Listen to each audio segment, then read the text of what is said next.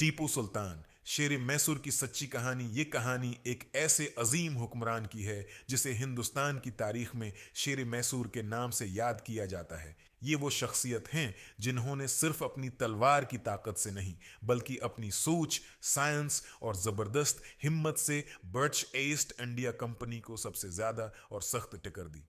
आइवंडी इब्तदा और विरासत 1750 1782। टीपू सुल्तान 20 नवंबर 1750 को दीवनहली में पैदा हुए। उनका पूरा नाम सुल्तान फतह अली खां शहाब था। वो हैदर अली के बेटे थे जो अपनी मेहनत और ताकत के बलबूते पर मैसूर की रियासत के मालिक बने थे। टीपू को बचपन से ही बेहतरीन जंगी और दुनियावी तालीम दी गई। उन्होंने सिर्फ मजहबी तालीम ही नहीं ली, बल्कि फौजी साइंस, घड़सवारी और तलवारबाजी में भी महारत हासिल की। वो सिर्फ एक शहजादे नहीं थे, बल्कि एक मुकम्मल सिपाही थे। सिर्फ 15 साल की उम्र में उन्होंने अंग्रेज़ों के खिलाफ अपनी पहली जंग लड़ी। जब 1782 में इनके वालिद हैदर अली का इंतकाल हुआ तो मैसूर इस वक्त दूसरी एंग्लो मैसूर जंग में अंग्रेज़ों से लड़ रहा था। टीपू ने फौरन ही रियासत की जिम्मेदारी संभाली। उन्होंने अपनी फौजी ताकत और बेहतरीन हिकमती अमली की समझ से 1784 में अंग्रेज़ों को मंगलौर का म्याहदा करने पर मजबूर कर दिया। इस म्याहदे ने साबित कर दिया कि यह नया सुल्तान सिर्फ हैदर अली का बेटा नहीं, बल्कि अंग्रेज़ों के लिए उससे भी बड़ा खतरा था। आय आय मैसूर का जदीद हुक्मरान, द मॉडर्नाइजर।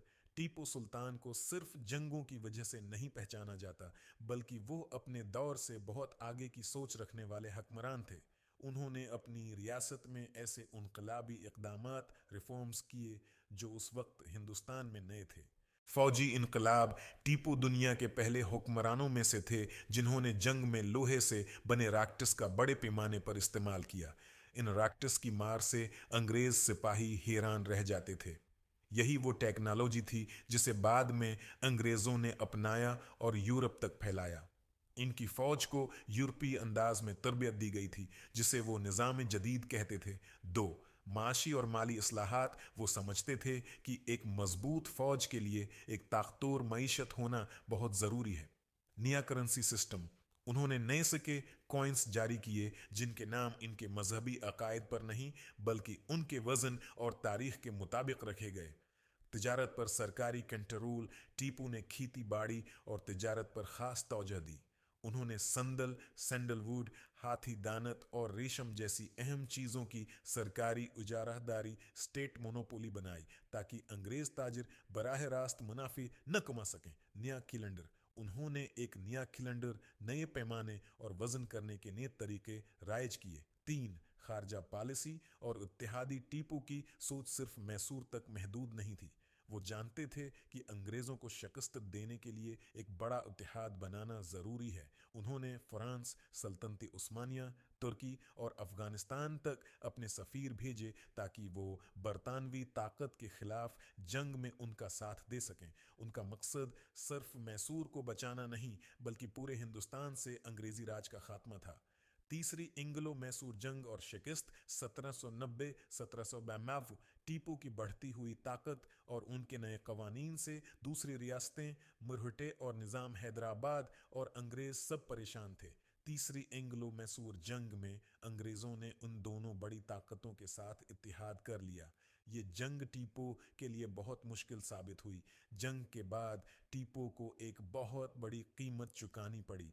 उन्हें अपनी रियासत का आधा हिस्सा अंग्रेज़ों और उनके इत्तेहादियों के हवाले करना पड़ा। एक सबसे दर्दनाक बात यह थी कि उन्हें अपने दो जवान बेटों अब्दुल खालिक और मजालदीन को जंग का तावान अदा होने तक अंग्रेज़ों के पास यरगमाली, इस होस्टेजेस के आईवी शेर की आखिरी लिलकार, द फाइनल स्टैंड। इस बड़ी नाकामी ने टीपू को तोड़ा नहीं, बल्कि उन्हें और मजबूत कर दिया। जब उनके बेटे वापस आए तो उन्होंने मैसूर को दोबारा ताकतवर बनाना शुरू कर दिया।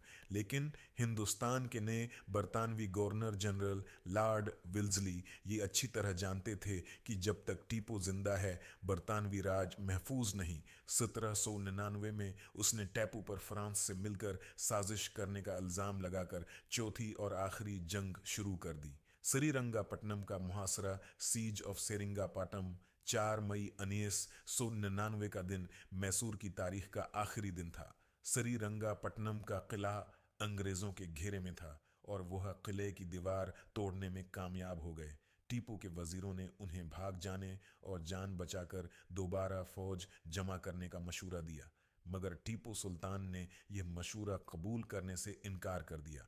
उनका मशहूर कौल था, शेर की एक दिन की जिंदगी गीदड़ की 100 साल की जिंदगी से बेहतर है। टीपू ने अपना बख्तर आमर पहना, तलवार हाथ में ली और अपने बचे हुए सिपाहियों के साथ मैदानी जंग में निकल पड़े। वो किले के दरवाजे पर लड़ते हुए गोली लगने से जख्मी हो गए। शाम की तारीकी में टीपू सुल्तान ने अपनी आखिरी सांस ली। जब अंग्रेज फौजियों को उनकी शहीद लाश मिली तो वो हैरान रह गए कि टीपू अपनी तलवार और जरह के बीच में मौजूद थे। टीपू सुल्तान ने बर्च ईस्ट इंडिया कंपनी के सामने झुकने की बजाय मुर्ते दम तक आज़ादी और शान के साथ लड़ना पसंद किया। टीपू सुल्तान का जाना सिर्फ मैसूर के लिए नहीं बल्कि पूरे हिंदुस्तान के लिए एक बहुत बड़ा नुकसान साबित हुआ, और इस वाक़ये ने हिंदुस्तान में बरतानवी राज के मुकम्मल तौर पर मजबूत होने की बुनियाद रख दी। आज भी उन्हें एक मुहिब वतन और बहादुर हुक्मरान के तौर पर याद किया जाता है।